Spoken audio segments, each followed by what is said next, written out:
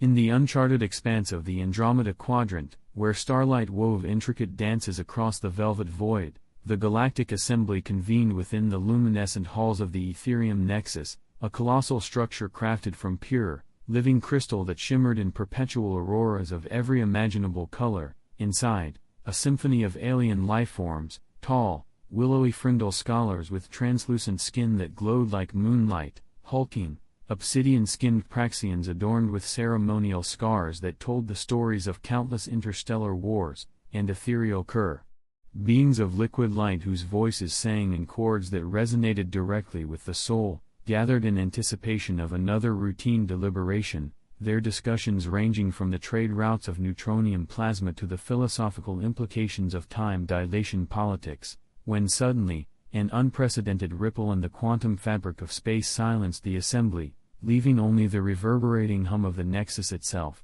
as if the universe itself held its breath. Through the Nexus's vast, transparent walls that overlooked the endless abyss, a rupture in spacetime materialized, a violent tear emitting bursts of cascading energy, and from it emerged a single vessel, unlike any the assembly had ever encountered, a human battleship.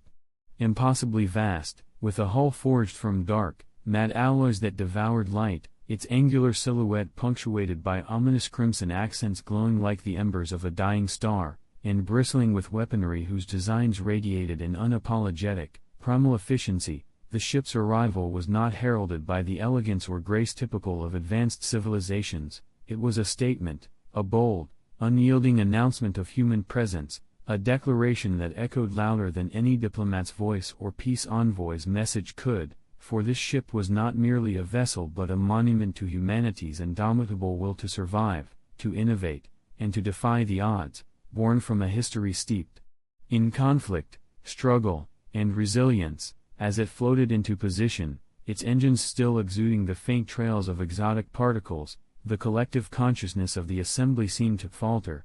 Beings who prided themselves on their composure and omniscient calm found themselves struck by an unsettling mixture of awe and unease, for in this ship's silent stance, there lay a paradox. It spoke of a species capable of unimaginable destruction yet driven by a relentless, almost desperate yearning for a seat at the cosmic table, a need to prove that their stories, their dreams, and their struggles deserve to stand shoulder to shoulder with civilizations millennia older and galaxies wiser. And so, as the battleship remained motionless, its presence like a storm cloud pregnant with unspoken potential, the assembly delegates exchanged glances, their myriad faces reflecting emotions unfamiliar to many of them, curiosity, trepidation, even a flicker of admiration, until at last, the Great Hall's voice amplification system crackled to life, broadcasting a single message from the human vessel, its tone measured but unyielding, its simplicity belying the enormity of its implications. We are humanity. We come in peace, but we are prepared for all else. For a moment that seemed to stretch into eternity, the message hung in the air, reverberating within the crystalline walls of the Ethereum Nexus and sinking into the consciousness of each delegate. Some sat in stunned silence, their photonic orbs or pulsating membranes flickering with an intensity that betrayed their struggle to comprehend the audacity of the statement. Others, the more battle-hardened races like the Praxians and the steel-winged Kalorans, exchanged glances of mutual understanding, recognizing the undertone of calculated defiance in the words. It was not a threat, but neither was it a surrender. It was the proclamation of a race that had clawed its way out of the abyss, forged by the fires of adversity, and refused to be relegated to the shadows of insignificance. The vast chamber, so accustomed to the melodic hum of the Cur's harmonious discourses and the clicking, rhythmic debates of the Chrysalis, now throbbed with a tension as thick as the vacuum outside, every delegate bracing for what would follow. The ship, now illuminated fully by the prismatic light of the Nexus, revealed intricate carvings etched into its hull, symbols of battles fought and victories won, of star systems explored and colonized. Each marking was a testament to humanity's indomitable spirit, a silent reminder that they had endured not because they were the strongest or the wisest, but because they were the most stubborn, the most adaptable. To the Frindle scholars, who had long dismissed Earth's inhabitants as chaotic and short-sighted, the carvings were almost a form of heresy. To the Zytherians, whose psionic minds could feel the echoes of every decision made in crafting such a vessel. They spoke of a civilization that had sacrificed much to stand here now. The assembly stirred uneasily as a holographic projection flickered into existence within the central dais, revealing the form of the human ship's envoy. The figure was clad in a uniform of stark black, adorned with a single insignia, a silver planet encircled by an olive branch. Though diminutive compared to many of the alien delegates, some towering like living mountains or extending through dimensions beyond sight, the envoy's presence commanded the room. Her voice, when she spoke, was calm but resolute, carrying the weight of billions of lives behind it. "We understand that our arrival may seem abrupt," she began, her eyes scanning the assembly, "but humanity's journey has never been one of ease. We have faced extinction at our own hands and by forces beyond our control. We have warred amongst ourselves, reconciled, and risen anew. Now, as we reach beyond our solar cradle, we seek not conquest, but collaboration, a place among you, the stewards of this galaxy." Murmurs erupted through the hall, some skeptical, others intrigued. The delegate from the Elaren cluster, a species of gaseous beings whose forms coalesced into shimmering humanoid outlines, floated forward, their voice a gentle cascade of wind chimes. "Your vessel speaks a language of violence, yet your words suggest peace. How do we reconcile this contradiction, human?" The envoy did not flinch.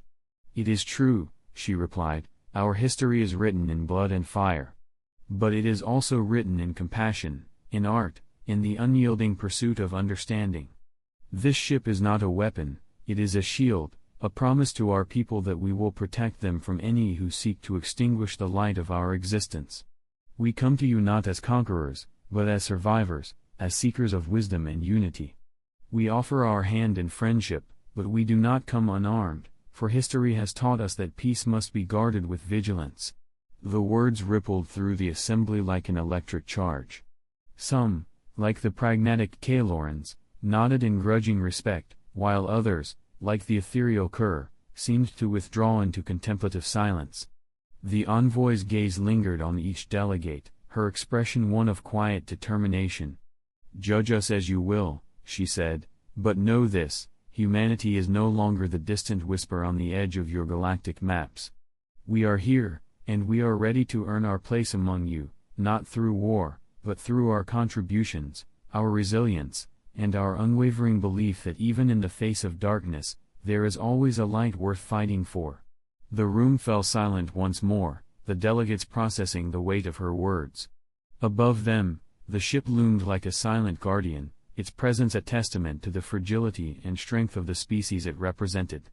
For the first time in millennia, the Galactic Assembly faced an enigma, a species that defied categorization, one that carried the scars of its past openly while daring to dream of a brighter future. And in that silence, a single thought reverberated across the collective consciousness of the Assembly: humanity had arrived, and the galaxy would never be the same again.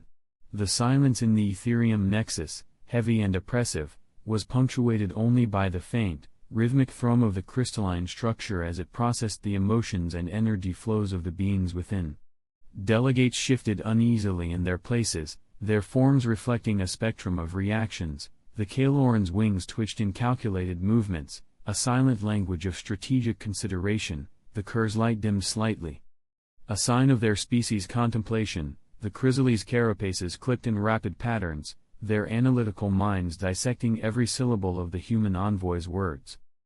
Across the assembly, tension hung like an unspoken challenge, a question as vast as the galaxy itself. What would they do with this new arrival, this unexpected player on the cosmic stage? It was the Praxian delegate who broke the silence first. General Kotor, a figure of immense stature and imposing presence, rose from his seat, his obsidian skin catching the shifting auroras of the Nexus in sharp relief. His voice, deep and resonant, echoed with the weight of 1,000 battles. "Human," he began, his gaze fixed on the envoy, "your words speak of survival, of struggle, and of resilience. These are qualities my people understand well. But this is not a galaxy where words alone determine one's place. You stand here with a vessel of war, a declaration of your readiness to fight. Yet you ask for peace. Tell us, then, what price are you willing to pay for the peace you claim to seek? The envoy, unshaken, inclined her head in acknowledgment. General Couture, she replied, her tone measured, we understand the burden of proof lies with us. Peace is not simply asked for, it must be earned. Humanity does not come to this assembly with empty hands. We bring technology born of our ingenuity, knowledge forged in the crucible of necessity, and a will to collaborate that is as strong as our will to defend. If it is action you require, then let us prove ourselves not as adversaries, but as allies. The price we are willing to pay is simple, our commitment to uphold the principles of coexistence that this assembly represents. Couture's eyes narrowed, his expression unreadable, but he did not retort. Instead, he returned to his seat, his silence an unspoken acknowledgment that he would watch closely how this human would navigate the challenges to come. It was then that another voice emerged, soft yet resonant, like a melody played on an instrument that defied description. The Kur delegate, Sarasil, rose, her liquid light form shimmering with hues of curiosity and skepticism. Humanity, she intoned, her voice weaving through the room like threads of silk, your arrival disrupts the harmony of this council. For eons, we have sought balance among our kind, a delicate equilibrium of trust and mutual understanding. Your presence, though intriguing, threatens to fracture this balance. Tell us, how do you intend to integrate into a galaxy that views you with both wonder and wariness? The envoy's gaze softened, her posture shifting slightly as if to embrace the gravity of the question. Sarasil, she began, we understand your concern. Humanity has learned, often painfully, that harmony is not achieved through uniformity, but through the acknowledgement and celebration of diversity. We do not seek to impose our ways upon this assembly, but to contribute to its mosaic, bringing our unique perspectives and experiences. Integration will not happen overnight, and we do not expect immediate acceptance. All we ask for is the opportunity to prove that we can be a part of this shared future. Sarasil regarded her with an intensity that suggested she was not simply listening but feeling the sincerity behind the words. Slowly, the light of her form brightened, a subtle indication of cautious approval, though she, too, returned to her place without further comment. The exchanges continued, each delegate presenting questions, concerns, and challenges that painted a vivid picture of the galaxy's skepticism toward this unanticipated entrant. The Frindle scholars probed the intellectual foundations of humanity's journey, questioning their readiness to contribute to the Assembly's vast repositories of knowledge. The Zytherians delved into humanity's ethical frameworks, seeking assurances that their principles aligned with the greater good. The Chrysali, ever pragmatic, demanded transparency regarding humanity's military capabilities and their intent for future exploration. Through it all, the envoy stood unwavering, her responses a blend of humility and conviction, a testament to the resilience that defined her people.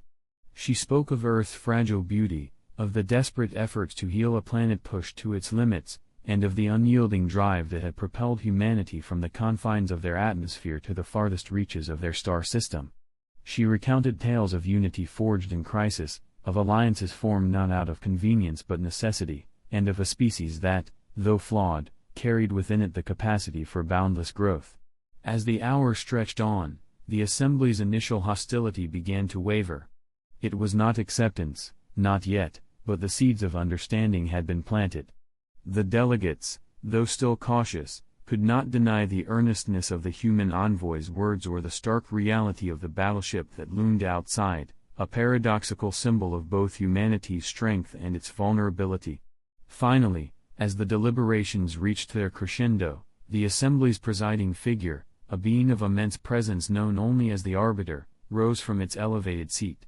The Arbiter, a composite entity formed from the collective consciousness of extinct civilizations, radiated an aura of wisdom and impartiality. Its voice, a harmonious blend of countless tones, filled the chamber. Humanity, it pronounced, your arrival is both a disruption and an opportunity. The Galactic Assembly is built upon principles of coexistence, trust, and mutual respect. Your presence challenges these principles, but it also has the potential to enrich them. The Council will deliberate on your request for inclusion. Until then, you are granted provisional status as observers. Use this time wisely, for your actions will speak louder than your words. The envoy bowed deeply, her expression one of gratitude and determination. Thank you, Arbiter. We will not squander this chance. With that, the session adjourned, the delegates dispersing into the various chambers of the Nexus to debate, strategize, and reflect.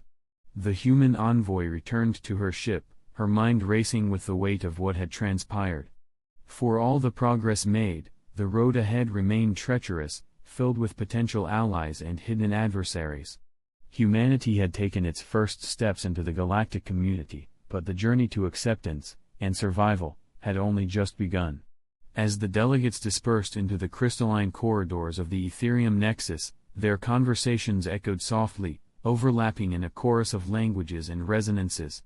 Among the many voices, some buzzed with curiosity about the human's audacity, while others carried undertones of skepticism, even disdain. The human envoy, Commander Alina Reyes, walked briskly back to her ship, her every step a deliberate act of composure. Inside her mind, however, her thoughts churned like a storm. Upon reaching the docking bay, the battleship Resolute Dawn loomed before her, a fortress in the void. Its exterior, now catching the iridescent light of the Nexus, was a canvas of history, every mark and emblem etched into its surface a reminder of humanity's journey from fractured beginnings to the unity that had brought them here. The ship's captain, Admiral Elias Varick, awaited her at the airlock, his posture as rigid as the steel walls around them. "Commander," he greeted, his voice steady but laced with the gravity of their situation. "Report." "The Assembly has granted us provisional observer status," Alina replied, her tone measured but resolute. "It's not a seat at the table, but it's a start." Their questions were sharp, their doubts palpable, but I believe we made an impression. Varick nodded, his sharp blue eyes narrowing. "Impressions are fleeting. We need alliances, leverage." "What's the mood among the delegates?" "Mixed," Alina admitted. "The Praxians respect strength, but they'll test us. The Kur are hesitant, but they see potential. The Chrysali and Zytherians remain cautious, perhaps even wary of our intentions. And the Arbiter? I can't read it. It's like staring into the void, unfathomable yet omnipresent." The Admiral's expression darkened. "Then we tread carefully. Our presence here is a gamble, one we can't afford to lose. What's our next move?" Before Alina could respond, the ship's AA, a construct named Aegis, interrupted, its voice smooth and precise. "Commander Reyes, Admiral Varick, an incoming message from the Arbiter has been received. Priority Alpha." Both officers exchanged a glance before heading to the ship's central command chamber. The room was a fusion of sleek human design and advanced technology, every surface alive with holographic displays and the subtle hum of energy conduits. The Arbiter's visage appeared on the central screen, its ethereal form shifting and refracting like light through water. "Human representatives," it began, its voice resonating in tones that seemed to bypass the ears and speak directly to the soul, "your arrival has disrupted the fabric of the Assembly, but it has also drawn attention from forces beyond this chamber. There are factions within the galactic community who view your presence as a threat, and others who see it as an opportunity. Be warned, not all who smile are your allies, and not all who challenge you are your enemies." Varick straightened, his hands clasped behind his back. "We understand the risks, Arbiter. Humanity has faced adversaries before. We are prepared." The Arbiter's form shimmered. "Preparedness will serve you, but wisdom will define your fate. There is a task I would ask of you, an opportunity to demonstrate the values you claim to hold dear. A derelict vessel, belonging to the ancient and enigmatic Vithari, has been discovered drifting near the Singularity Expanse. It is of great interest to the Assembly, but the dangers of the region have deterred all attempts to recover it.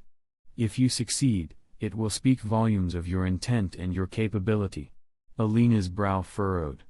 The Vithari were the stuff of legend, a species believed to have vanished eons ago, leaving behind relics of unimaginable power and mystery. Venturing into the Singularity Expanse, a region rife with spatial distortions and gravitational anomalies, was a perilous undertaking, but the potential reward, recognition and respect from the Assembly, was undeniable. "We accept the task," Alina said firmly. The Arbiter's light dimmed, a gesture that felt akin to a nod. "Then proceed with caution, humanity. The galaxy watches." As the transmission ended, Varric turned to Alina, his expression both wary and resolute. "You realize what this means? If we fail, it won't just be our mission that collapses, it'll be humanity's credibility." "We won't fail," Alina replied, her voice steeled with determination. "We've faced worse odds and come out stronger. Prep the crew, Admiral. The galaxy is watching, and we're going to show them exactly who we are." Within hours, the resolute Dawn set course for the Singularity Expanse. The journey was fraught with challenges, navigating gravitational whirlpools, evading rogue black holes, and withstanding bursts of high-energy radiation. The crew worked tirelessly, their expertise and discipline honed by years of training and the shared understanding that their mission represented far more than their individual lives. Upon reaching the coordinates provided by the Arbiter, the derelict Vithari vessel came into view. It was unlike anything they had imagined, a sprawling, organic structure that seemed to pulse faintly as though alive. Its surface covered in shimmering glyphs that shifted and rearranged themselves like a living language. The ship was vast, dwarfing even the resolute Dawn, and exuded an aura of ancient power that sent shivers through the crew. As Alina and a hand-picked team prepared to board the vessel, Aegis provided a final warning. "Scans indicate high levels of anomalous energy within the derelict. Proceed with extreme caution. I will monitor your vitals and maintain a communication link." The boarding party entered the Vithari ship through a breach in its hull, stepping into an otherworldly environment that defied all conventional understanding of technology. The interior was a labyrinth of glowing corridors and chambers that seemed to shift and reconfigure themselves as if responding to their presence. Strange symbols danced along the walls, casting an eerie luminescence that illuminated the awe and apprehension etched on the humans' faces. "Stay close," Alina instructed, her voice steady despite the tension in the air. As they delved deeper, they encountered remnants of the Vithari, a fusion of organic and mechanical forms, their designs alien yet hauntingly elegant. Each artifact told a story of a civilization that had once mastered the very fabric of existence, only to vanish into obscurity. But it wasn't long before the explorers realized they were not alone. Faint whispers echoed through the corridors, growing louder and more distinct with every step. Shadows flickered at the edges of their vision, and the air grew heavy with an intangible presence. "Commander," one of the crew whispered, "we're being watched." Alina tightened her grip on her weapon. "Stay alert. Whatever's here, we'll face it together." As the whispers coalesced into a haunting symphony, a figure emerged from the shadows, a being of light and shadow, its form shifting like smoke caught in a beam of starlight. Its voice, when it spoke, was both alien and familiar, resonating with an ancient power that seemed to transcend time. "Children of Earth," it intoned, "you tread upon sacred ground.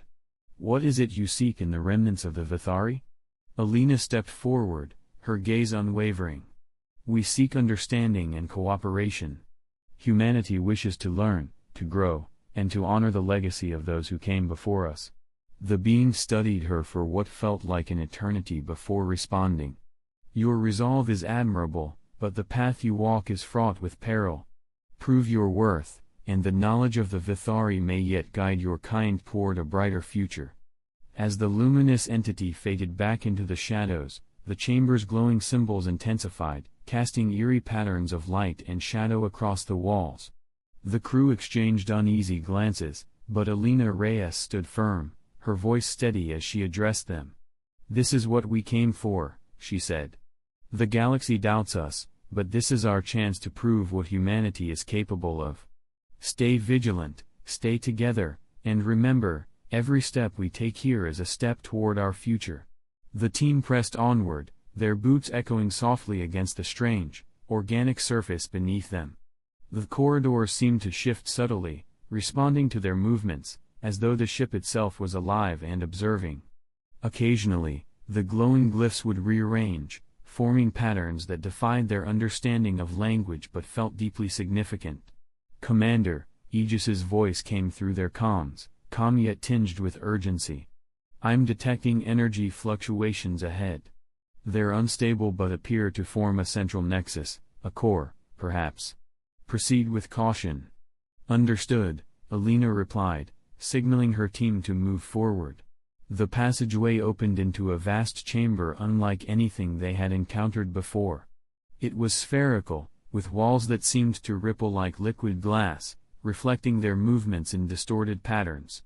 At the center hovered a pulsating construct, a mesmerizing fusion of light, crystal, and what appeared to be living tissue. It radiated immense power, and its rhythmic pulses resonated through the room like a heartbeat.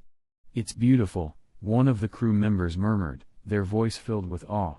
"And dangerous," Alina added. "Aegis, what are we looking at?"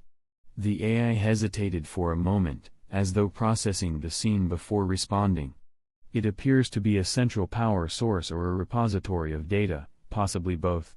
The energy it's emitting is vast and complex, unlike anything in our records. Interfacing with it directly may yield insights, but the risks are significant." "Then we proceed carefully," Alina said, stepping closer to the construct. She reached out, her hand hovering inches from its surface. As if sensing her presence, the construct began to shift, its light intensifying. Suddenly, the chamber shuddered, and the glyphs along the walls flared brightly. From the periphery, shapes began to emerge, vague and translucent at first, but rapidly solidifying. They were humanoid in form but clearly alien, their bodies composed of shifting light and matter. Their faces were featureless, yet their presence exuded both menace and sorrow. "We've got company," one of the crew members called out, raising their weapon. "Hold your fire," Alina commanded, her voice cutting through the tension. "Let's see what they do." The figures circled the team, their movements fluid and deliberate. One stepped forward, its form stabilizing as it raised a hand. From its gesture, a cascade of symbols formed in the air, spiraling toward the construct at the chamber's center. "It's communicating," Aegis noted. "But the meaning isn't clear. Commander, I suggest caution, these entities may be guardians of the vessel." Alina took a deep breath, her instincts urging her to respond. She raised her own hand, mimicking the entity's gesture. As she did, the construct pulsed again, and a wave of energy passed through her. It wasn't painful, but it was overwhelming, a flood of images, sensations, and fragments of memory. She saw glimpses of the Vithari, their rise to unparalleled heights of knowledge, their struggles against forces beyond comprehension, and their ultimate retreat into obscurity. The vision ended as abruptly as it began, leaving Alina breathless. The alien figures seemed to observe her reaction, their forms flickering as though awaiting her next move. "They're testing us," she said, her voice steady despite the weight of what she just experienced. "They want to know if we're worthy of their legacy." "How do we prove that?" asked Lieutenant Carter, one of her most trusted officers. "By showing them what makes us human," Alina replied. "Our adaptability, our resolve, and our capacity to learn." She approached the construct once more, this time with both hands raised. Slowly, she began to trace the patterns of the symbols she had seen, mimicking their movements as best she could. The construct responded, its pulses growing steadier, brighter. The alien figures seemed to retreat slightly, their forms dimming as though in acknowledgement. "Commander," Aegis interjected, "whatever you're doing, it's working. The energy levels are stabilizing, and the ship's systems are aligning with your actions." Alina continued, her movements becoming more confident. With each gesture, the glyphs along the wall synchronized, forming intricate patterns that seemed to hum with purpose. Finally, the construct emitted a final, blinding pulse of light before falling still. The chamber went quiet, the alien figures fading into the walls as if satisfied. In their place, a single object materialized before the team, a crystalline orb that seemed to contain a swirling galaxy within. "What is it?" Carter asked, his voice hushed. "It's a key," Alina said, holding the orb carefully. "A key to the knowledge of the Vithari, a gift and a responsibility." As the team began their return to the Resolute Dawn, the corridors of the ship shifted once more, this time guiding them back to their entry point. The vessel seemed calmer now, its movements less erratic, as though acknowledging their departure. When they finally reached the battleship and secured the orb, Aegis spoke again. "Commander, this artifact is unlike anything we've ever encountered. Its potential applications are vast, but we must proceed with caution. It's clear the Vithari intended this to be more than a simple prize, it's a test of our wisdom and restraint." Alina nodded. "And we'll treat it as such. This isn't just about humanity, it's about proving we're worthy of standing among the stars." As the Resolute Dawn left the Singularity Expanse and returned to the Ethereum Nexus, the news of their success spread quickly. Delegates who had been skeptical now watched with newfound respect, while others still harbored doubts, waiting to see how humanity would wield the knowledge they had obtained. The Arbiter convened a special session of the Galactic Assembly, its presence even more imposing as it addressed the humans. "You have succeeded where others have failed," it declared. "The artifact you possess is a testament to the resilience and ingenuity of your species. But with such power comes great responsibility. The Assembly will deliberate on the next steps, but know this. Your actions have begun to reshape the galaxy's perception of humanity. Use this opportunity wisely." As the session concluded, Alina and her team stood in quiet reflection aboard their ship. They had taken a monumental step forward, but the road ahead remained uncertain. "Do you think they'll accept us now?" Carter asked. Alina gazed out at the stars, her expression contemplative. "Acceptance isn't given, it's earned. We've shown them who we are, but the real test is what we do next. Humanity has always risen to challenges, and we'll do it again. This is just the beginning." The Resolute Dawn remained a beacon in the Nexus's vast docking bays, a symbol of humanity's determination and a reminder to all that even in the face of the unknown, the human spirit was unyielding.